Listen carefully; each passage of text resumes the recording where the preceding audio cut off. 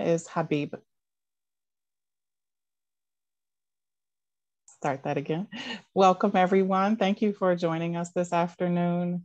My name is Habiba Rashid Grimes, and I'm a member of the Cuyahoga County Citizens Advisory Council on Equity, or best known as CACE. As you may know, Cuyahoga County and the County Council have declared racism as a public health crisis in Cuyahoga County. Following this declaration, the CACE was formed to encourage community outreach and public participation in the development of equity goals, strategies, and programs, provide recommendations and input to the Executive and County Council regarding the development of equity goals, strategies, and programs, and to meet publicly to provide a forum for the public to offer ideas and recommendations regarding equity. The CACE is charged with providing recommendations to reduce disparities in healthcare, including child welfare, suicide rates, and life expectancy, criminal justice system, access to healthy foods, safe and affordable housing, well-paying jobs and economic opportunity, and quality transportation, as well as educational opportunities. In our effort to engage the community, CACE has had community conversations around the effects and impacts of structural racism. And today, we're inviting you to participate in a training on a youth community conversations toolkit that we developed to ensure that young people are able to lend their voices to our work.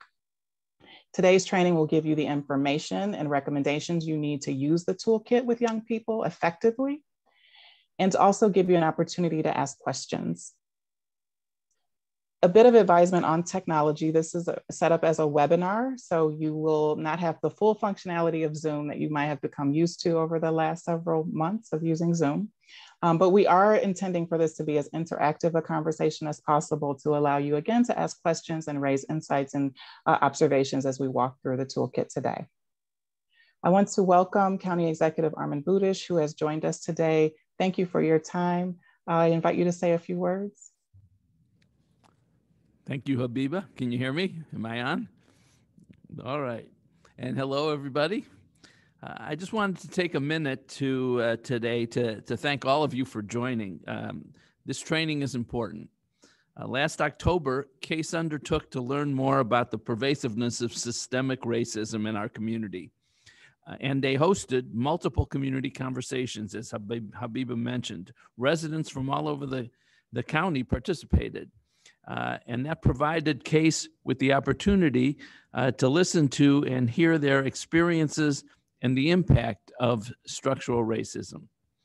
CACE learned a lot from these conversations, but they noticed that a key demographic was missing from these sessions, and that was our youth. I say this a lot, but it's true. Our children are our future. They'll shape what our county looks like and how we grow and how we change. These days, kids are really smart. We have a lot to learn from them. So I want to thank all of you for helping us with this important project.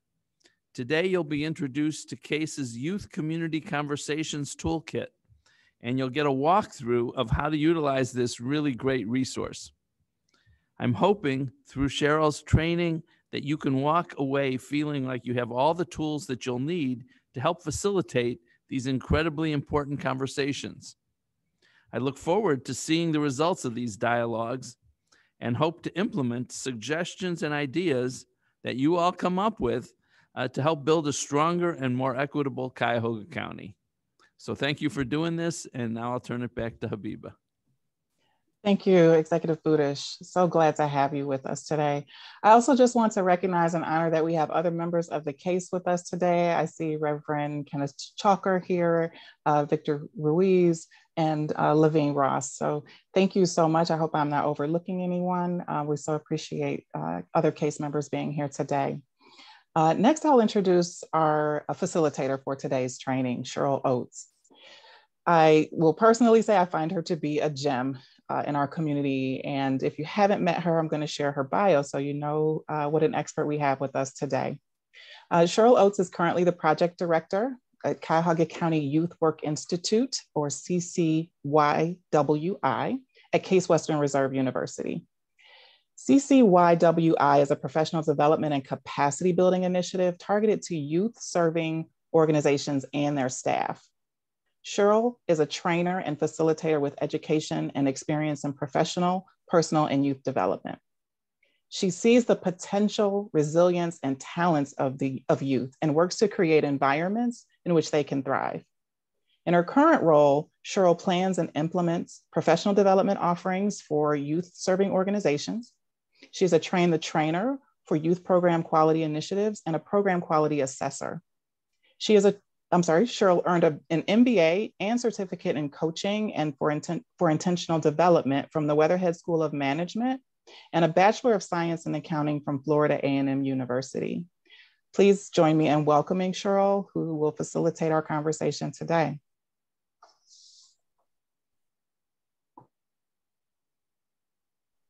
Well, good afternoon, all. It is a joy and a pleasure to be here with you today.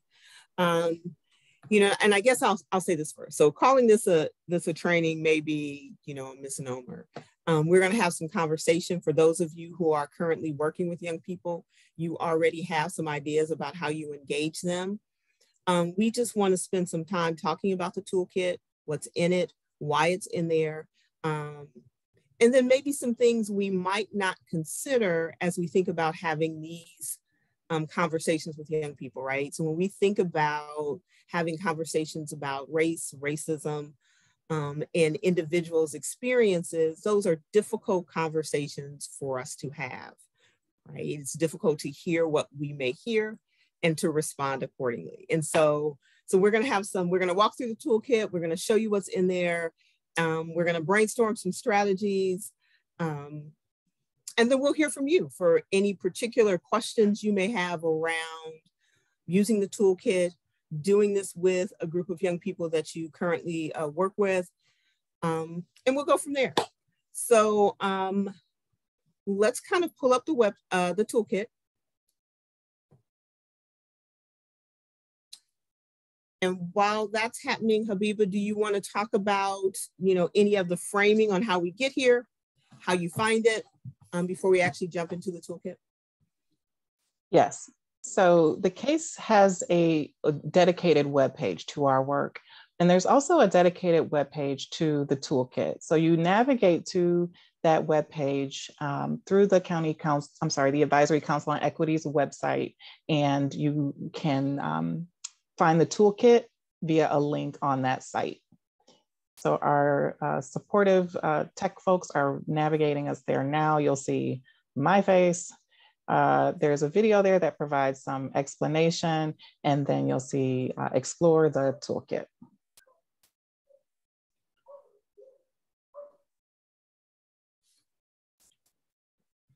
All righty, so you found it, and I think someone's going to put it in the chat, so you'll have the link and you'll be able to return to this site. So the toolkit does a couple of things, right? So first, it explains why we're having these conversations, right? So it talks about why have conversations around racism, why have them now, and why have them in the county, right? So I think as we think about today, January 5th, 2022, I think we understand the need for the conversation on racism, systemic, institutional, personal, because we're seeing examples of it.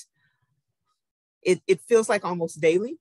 And so we want to make sure that we are thinking through and having conversations with our residents about, one, how it impacts their world, and two, what might we do differently as a community to begin to address some of those challenges. So that's kind of the framework of the toolkit. It talks about, why we do it as a community and why it's important now, right? And so as we then begin to think about how do we engage young people in this conversation, I think the question becomes, what things need to be in place, right? And so I think one of the things we have to think through first is, how do we create a safe space, and how do we build community within that space, right? And so So as we think about safety, and for those who operate and use programming spaces already, you understand having a safe space, limited access to who can come in and out of the space, those sorts of things. But we also want to talk about emotional safety, right? And so how do we begin to build that in the spaces with young people, particularly as we prepare or move into conversations that can be challenging, right? And so we want to think about how do we do that emotional safety? And so we want to understand that we want to think about the individuals that are in the room. We want to have built some sort of relationship with them. We want to think about how we allow their voices to come into the space as well, right? Are we honoring them when they come into the space? And this can be something that you do as simple as, if this is an ongoing relationship you have with young people, so having a circle time. So you're coming together as a group and you're having a time together to connect and build community. Because a couple of things that you want to make sure happen in the space when we're having these conversations is you want to make sure that young people know that their voice can be heard in the space and that it will be honored when it is. And so we want to think about how do we do that? And so it can be as simple as that. Now, if you're working with a group of young people that you aren't familiar with, maybe you don't traditionally work with young people, right? But you still want to host or be engaged in having conversations with young people around this important topic. So I would suggest that you first find you a youth partner, right? Find you a young person that you can build a relationship with, that you can connect with, that will be your co-facilitator, your co-host when you're hosting these community conversations. I think the other thing we have to think about as adults when we're in the space is we have to think about the power dynamic that is at play, right?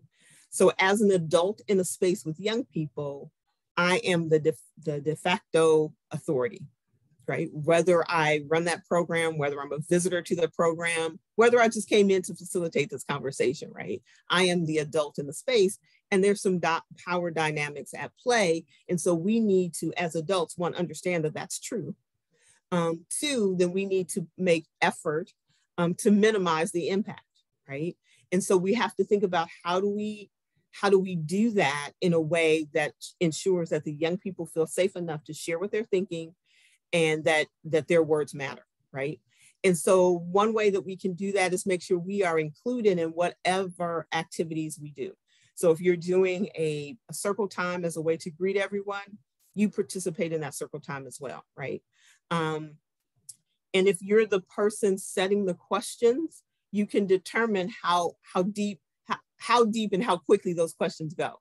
So you can start with a simple question about, how are you feeling today? And you can use ways for young people or participants to describe that. So you can use something like the weather. So that means, if I'm in a really good mood, I may describe myself as sunny. If I'm having a really rough day, I may say that it's a rainstorm or a snowstorm or a blizzard or whatever. But that allows the person to bring themselves into the space, communicate what it is they're feeling, have everyone in the space understand and appreciate that. But still, you're sharing it in a safer way. You're not saying, here's what happened, here's why I'm in a really bad mood. You're just saying I'm in a bad mood. It's blizzard, it's storming. And you may find that you want to circle back around throughout your time together, even as you're having this conversation around racism, because people's moods may change as they are remembering things that may be very traumatic for them. So you can do that.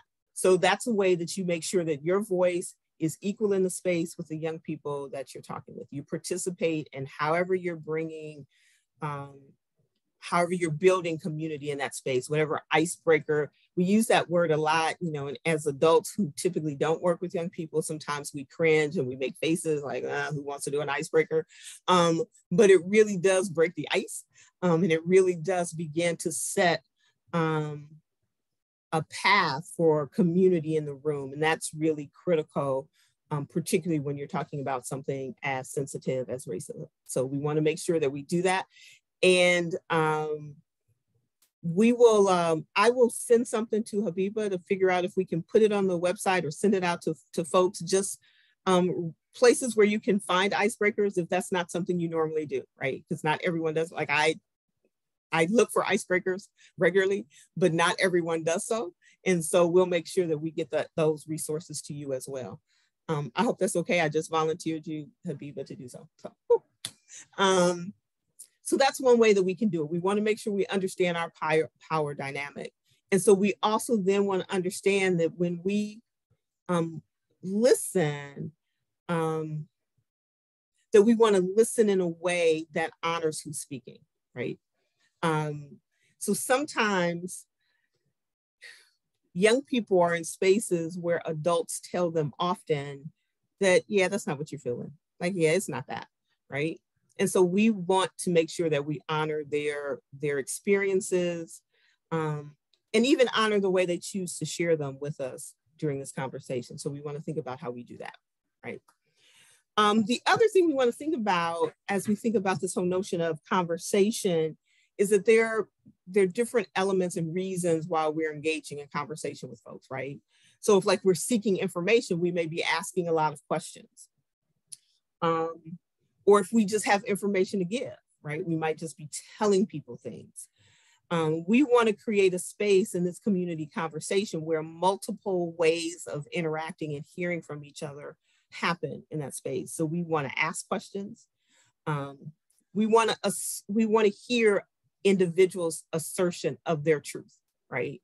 And so being a person of color,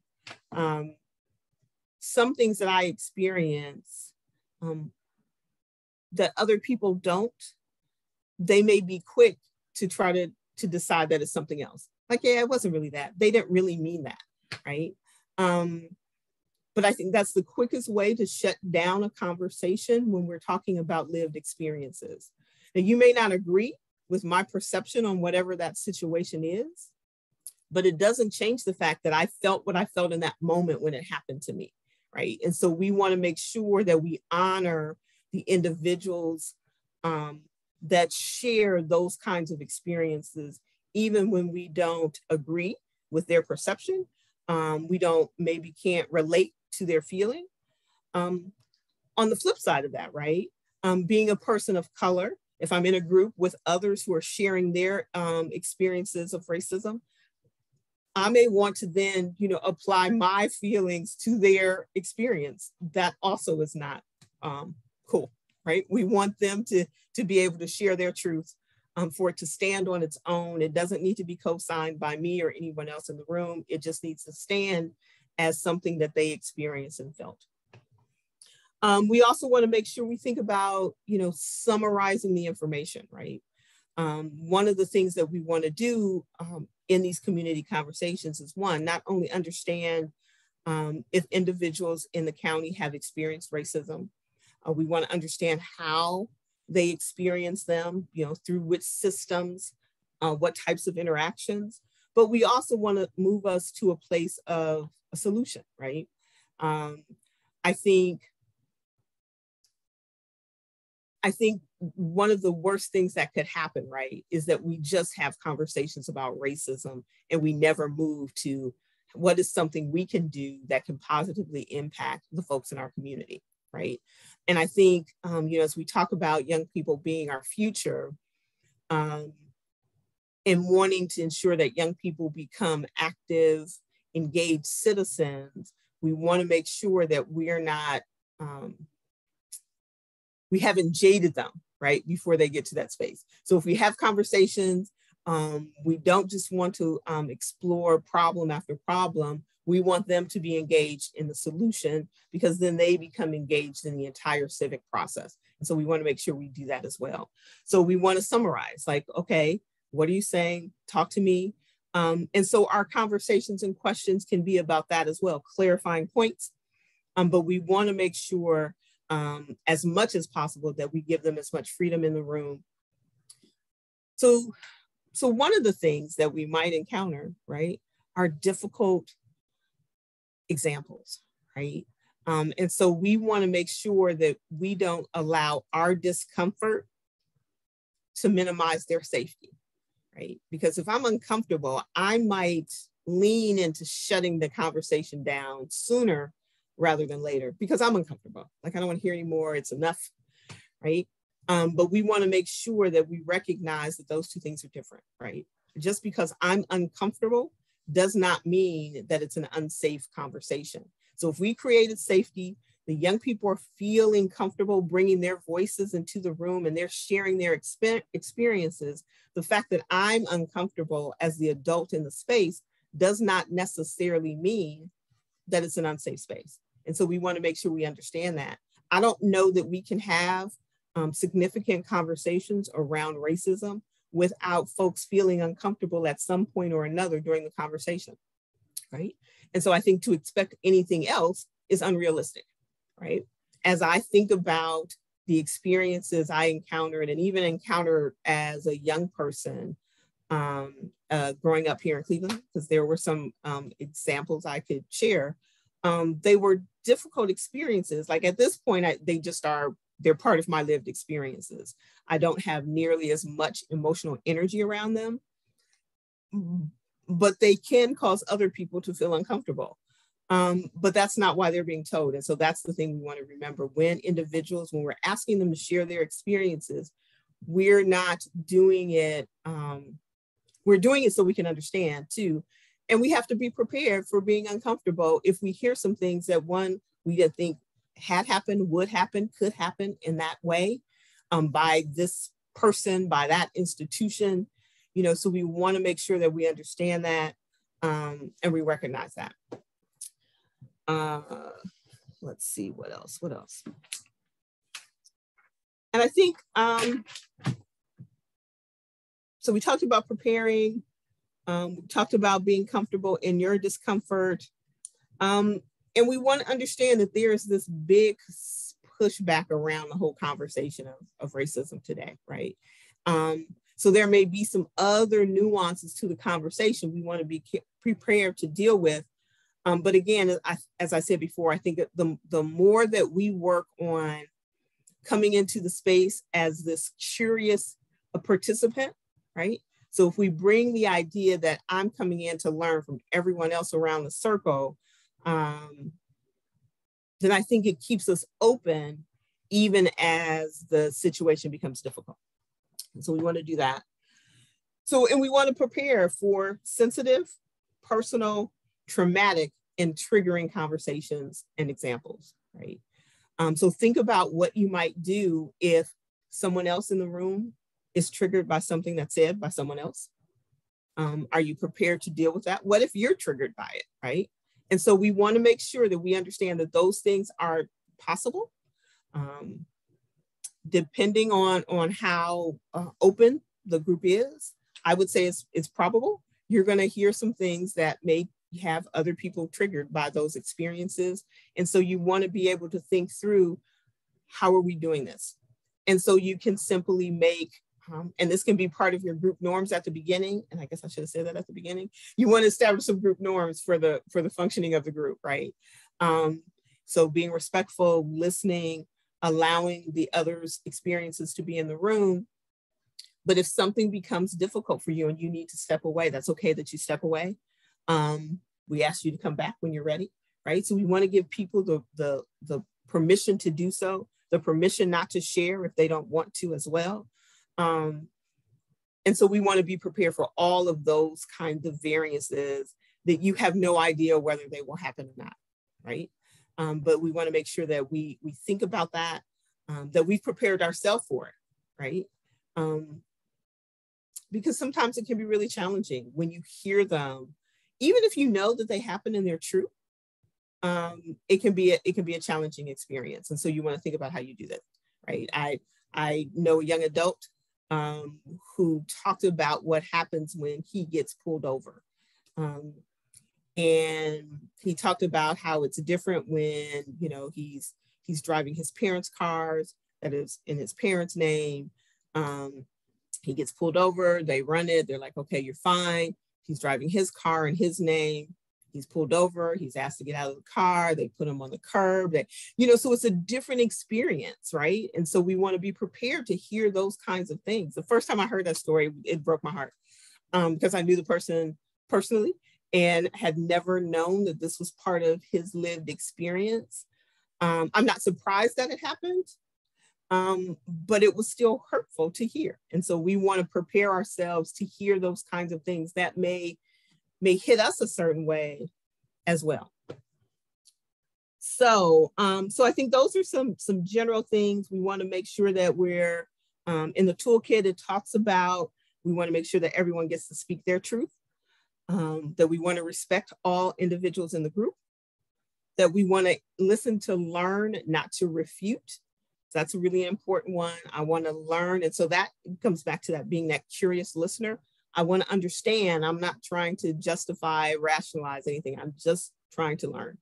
And then finally, being aware of your impact in the conversation. And so we want to make sure that we think of those things and how those things play out. So I feel like I've talked a whole lot. And so what I want to do is I do want to open up for questions, or if there are scenarios that you may be unsure about how to handle, or maybe you're thinking about how do you select young people to lead a group, what you might do to prepare them. So I kind of want to give us some time to kind of hear from you. I think we'll be able to hear you, not see you, but I'm open to have some conversation around the toolkit, the conversations, what we want to have happen, how we can do it in a way that is the most effective way for the young people we're working with. And Cheryl, as folks are gearing up for their questions and thoughts, wanting to point out a couple things with regard to the toolkit, that our intention is to both have these conversations and have them happen with safety and supports for the young people, but also for us to receive the feedback from the young people as these conversations are held. And so if we can get that link for the toolkit, I see Q&A, I don't have a chat function, so maybe that's already been provided to our participants, but I do want to make sure that folks have a chance to scroll through that toolkit and get a sense for what the questions are like within it, and the function of sharing the feedback with the CACE so that we can incorporate the ideas into our recommendations to the county executive and county council. To that end, it does require some recording and capturing of information. And so that factors in when we're trying to create that safety for young people. Okay. So a couple of things. So there are three primary questions in the toolkit. And I don't know if we want to pull the toolkit back up, which I think may be helpful. So folks can see that on the screen while we talk that through. I appreciate the IT group. I just love them. So here are the three the questions that we want to be discussed in these community conversations.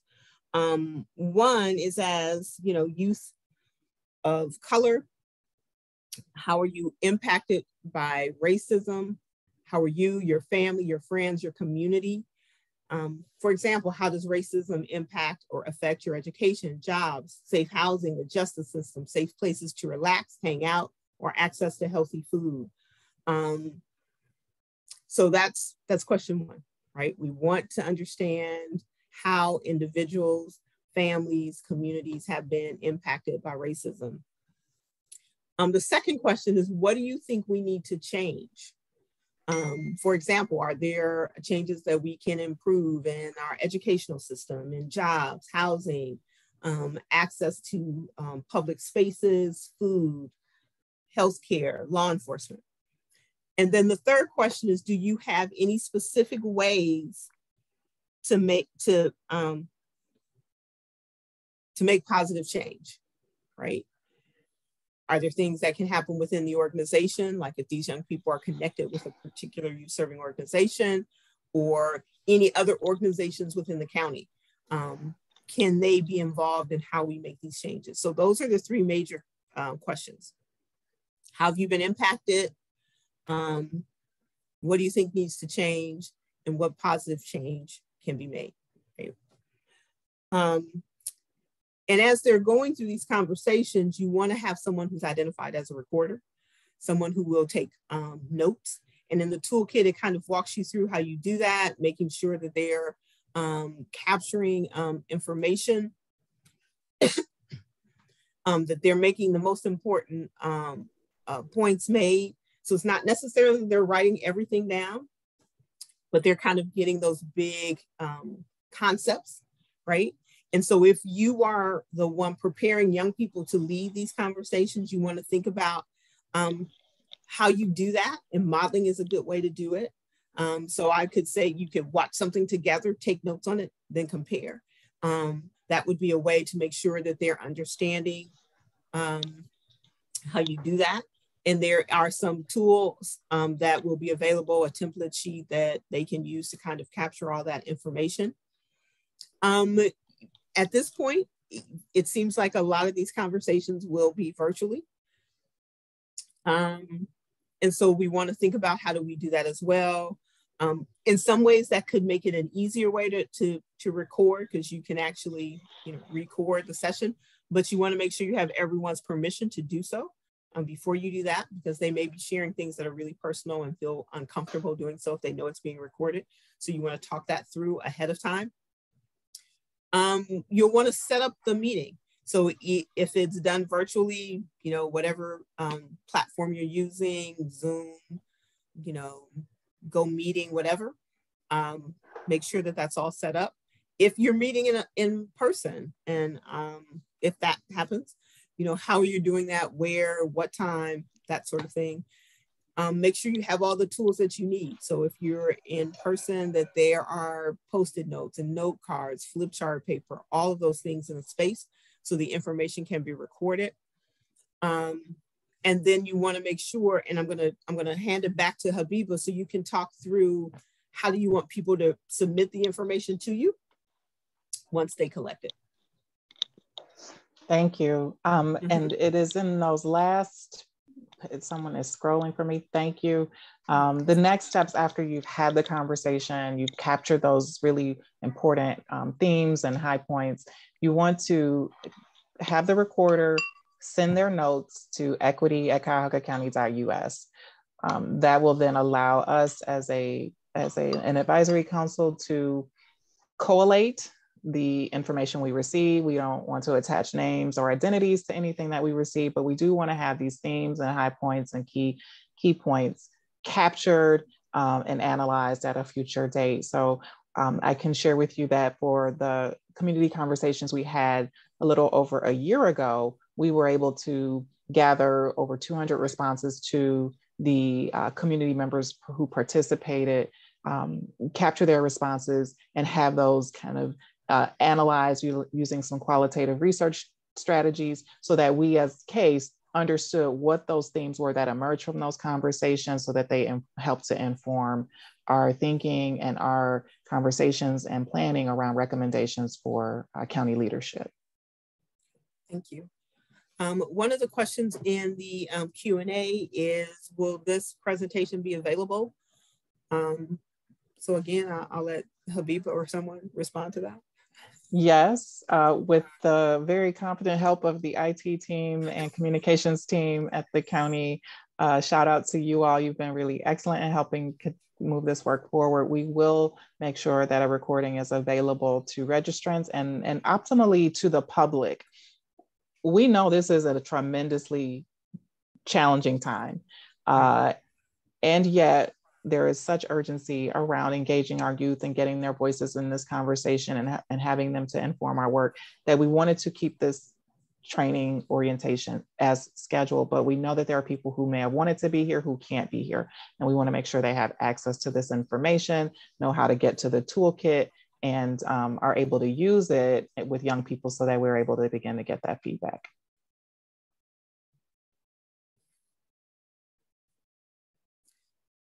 So as we think about, you know, this current time, right? And I think that's a good point you bring up, Habiba. You know, we're trying to have this conversation while we're also in the midst of dealing with a pandemic, right? So think about how you create a bit of space in whatever time you get together to allow folks to kind of process just a wee bit of that pressure before we pull them into a conversation about something else, right? You know, there's a lot of conversation around the importance of social and emotional health and competencies for young people, how they're really needing to develop that as a result of these 2 years of living in a pandemic. But as the adults in the space too, we have to process the pandemic as well, because we're living through it too. It's not just happening to young people, with young people. We are all experiencing the challenges, the trauma of that.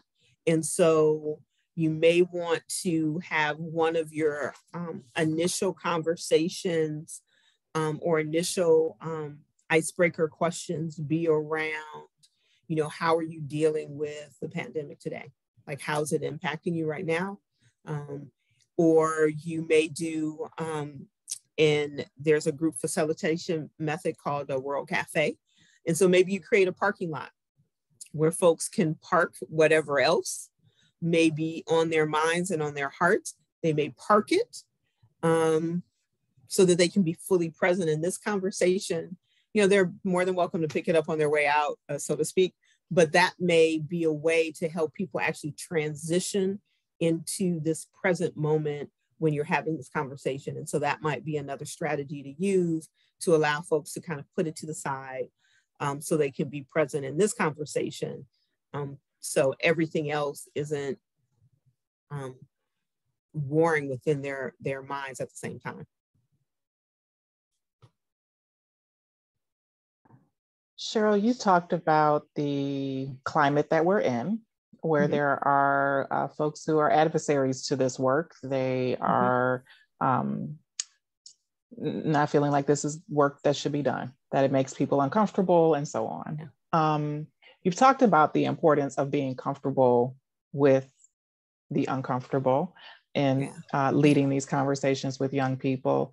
What's your guidance for securing permission, managing dynamics that might emerge with parents and caregivers, the adults in young people's lives who may need some context themselves for these conversations so that young people feel safe in the space, knowing their adults are trusting them to have that conversation?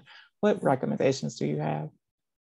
So I think one really simple one is share the toolkit with the adults in the lives of the young people, right? So they understand what you're trying to do, why you're trying to do it. Because I think the beginning of the toolkit walks the reader through that really well, right? Why talk about racism now? Why talk about it in the county, right? So those two sections are really clear. And I think that can be an important piece. There are several art pieces recently that kind of speak to this whole notion of, you know, this, I don't want to use quote, critical race theory and its application in schools and in any space that has young people. You know, I think, so I think it comes down to relationships with young people and relationships with the families that you serve, right? So if you're working with a group of people that you are familiar with, then you have some social capital with that family unit, use it. Make sure they understand, they know who you are, they know your work, they know that you care about their young people. And so they're less likely to feel out of sorts around having these conversations. And so I encourage you to do that. The more open and transparent you are about the work, I think the more that happens. Do understand that even though you do that and you try to prep everyone well, there may still be those who themselves are sensitive, are traumatized and or triggered by the possibilities of these questions, conversations. And so then then the parents, the adults in the life of that young person then gets to decide how that plays out, and you honor and respect that. I mean, I think, yes, there will be some folks who aren't open to the conversations, having their young people engaged in the conversations. That's true. All you can do, however, is be as open, because I think there's nothing worse than thinking X, Y, and Z is happening with my young person. I find out it was ABC. So be open and transparent, and then allow the family to make the choice that's right for them, and go from there. Like yeah, I think that's probably the best way to do that, Habiba. Yeah. Thank you. I will play Vanna White here and share the questions that are emerging in the Q&A. Thank you so much for that. Absolutely. So Katarina Smiley asks, how can this toolkit be applied in settings with youth and law enforcement? There's often great resistance from law enforcement organization representatives, regardless of race, when structural racism is discussed, and youth, as well as facilitators, become dismayed as a result. Yeah. So I think it goes back to relationship, right? So I would start with building relationship with a group and whoever you're thinking about in law enforcement, right? Have the conversation. Again, the toolkit is there, and I think it has some really great stuff in there, and I think that's helpful. And you want individuals in the space who are willing to listen as well as to speak, right? And so I think you think about how you do that. Who do you invite to be in the space with the young people? But I think we have to, so I think we have to understand to some degree, the history of law enforcement. So there's a whole lot of backstory to that I think we often minimize or ignore completely, right? And so, but I think it may take longer. So you might not be able to call up folks tomorrow and have a conversation that include young people in law enforcement. It may be a couple of months down the road, because you may need to build that relationship first. And I think we just have to understand that. I don't think anyone is looking to go into, you don't want to have this conversation with folks who aren't ready to have the conversation, right? But I do think we have to spend some energy around building relationships with folks who have diverse positions than we do, so that we can all be heard at some point. It may not be in January, it may be May. And I think that's okay. I think, racism as an issue has been here for some time. It will be here for some time to come.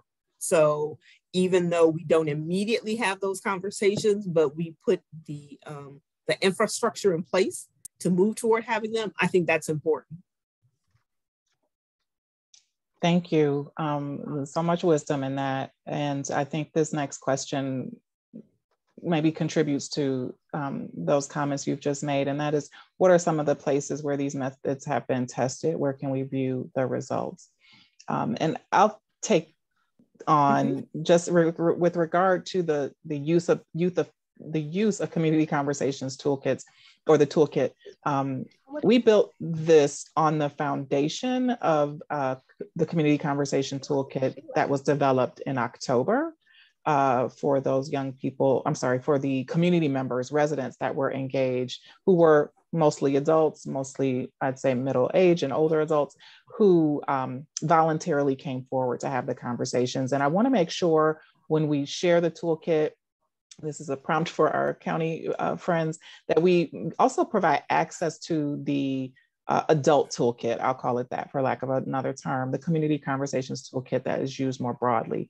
Cheryl, you offered this wisdom as you were helping us to vet the youth toolkit, that as adults are seeking to have these conversations with young people, we should also be having these conversations as adults, because it's needed in our community. It's not been easy to have these conversations in spaces beyond our youth serving organizations and youth development organizations. So I guess I'll just follow up. So Cleveland has participated in the Common Ground experience for several years, which uses a similar idea and notion around community conversation. You can decide whether you think it's successful or not. But it's an approach that has been used in this community for, I don't know, 4 or 5 years now, maybe even longer. And so I think that there's some familiarity around that as a result of that. I think if you also think about, because there's some things that are similar in restorative practices in this kind of conversation.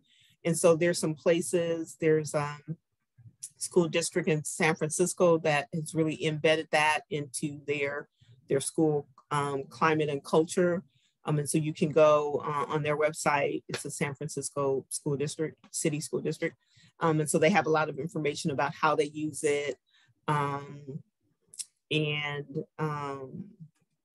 like there was another place that eludes me at the moment, but so those are two, one in a K-12 space, one in a more broadly community space, a little closer to home. So I really appreciate you mentioning the community, the work that's happened with Common Ground, because that was the foundation for the foundation that is informing our work with the Youth Toolkit. Thank you.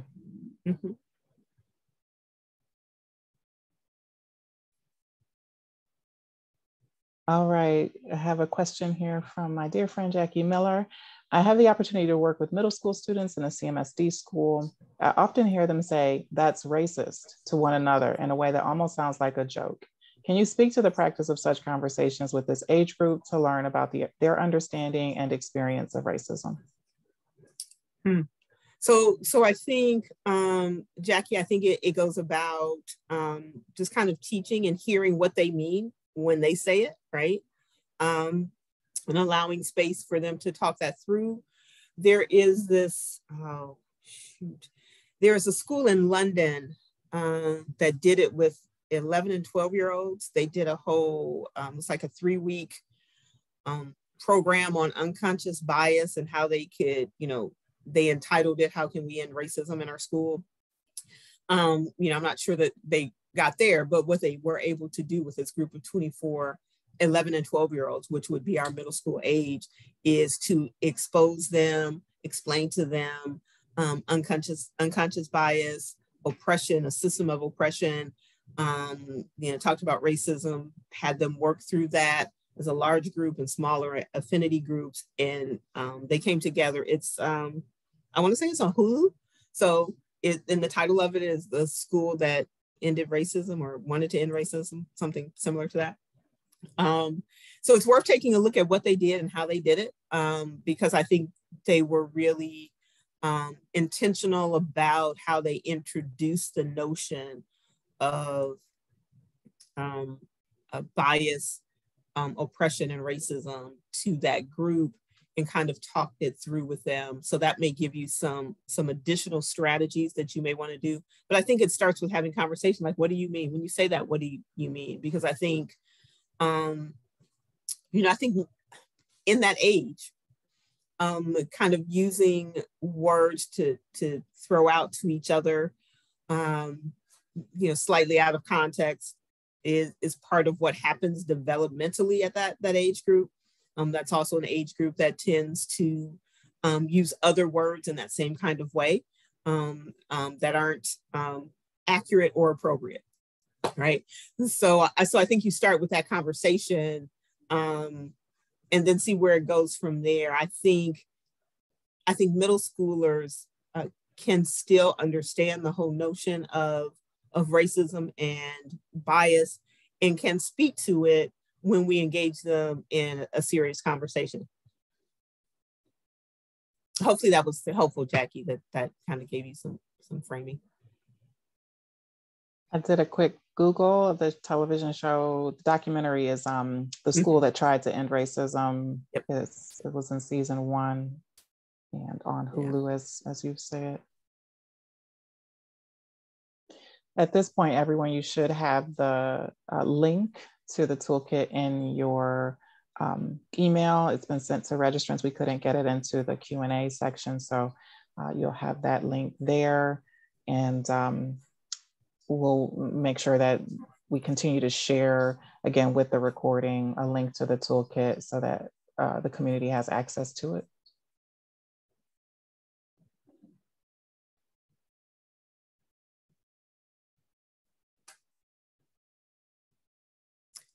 So, so as we kind of wind down, we've got just a few minutes left.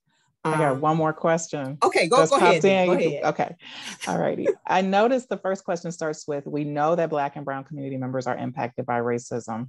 I would say that our whole community is harmed by racism and our legacy of racism, but that the toll on Black and Brown kids is uniquely painful, discriminatory, disruptive, et cetera. I think we need to have our white kids be able to recognize and better understand the impacts of racism, especially in this era of pushback on CRT, et cetera. Is there a difference in how we might engage this conversation depending on kids in the group? Does the toolkit tackle this? Thank you, Gabriella Celeste, another dear friend. So glad for that question.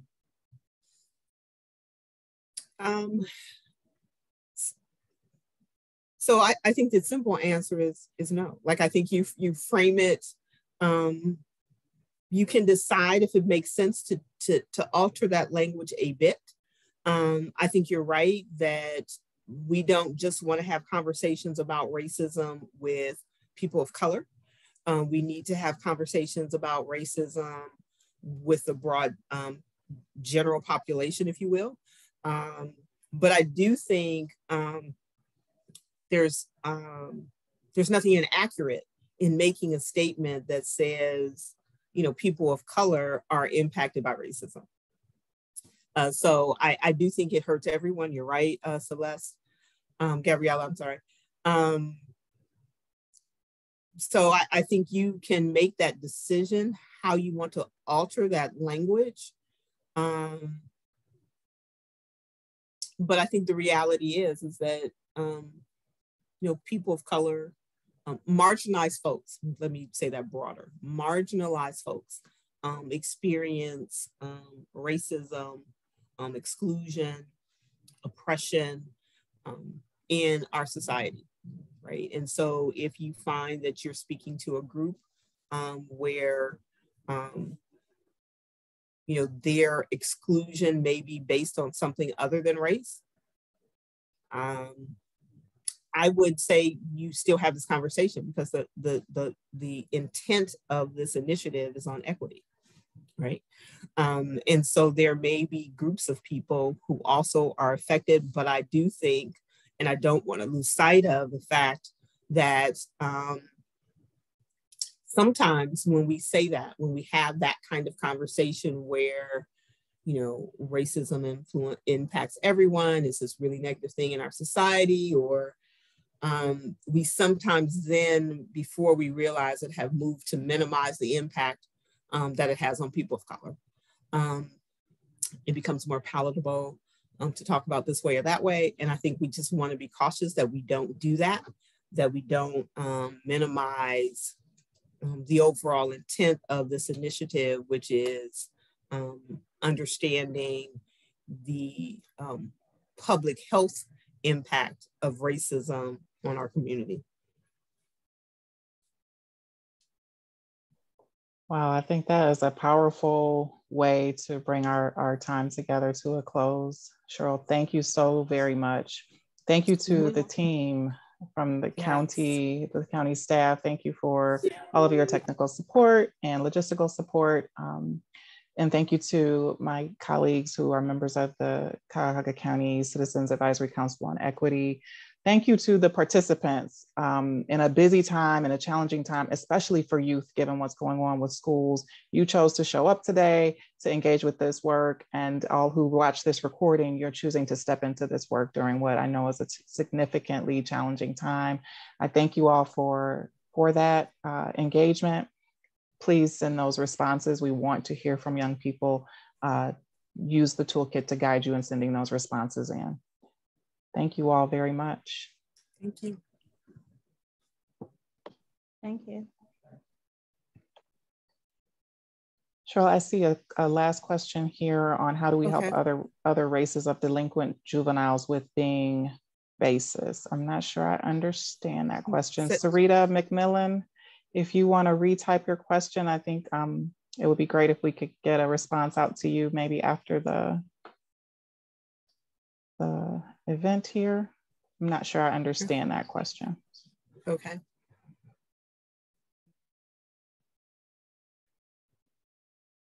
Got a couple questions here we can circle back to perhaps. Okay.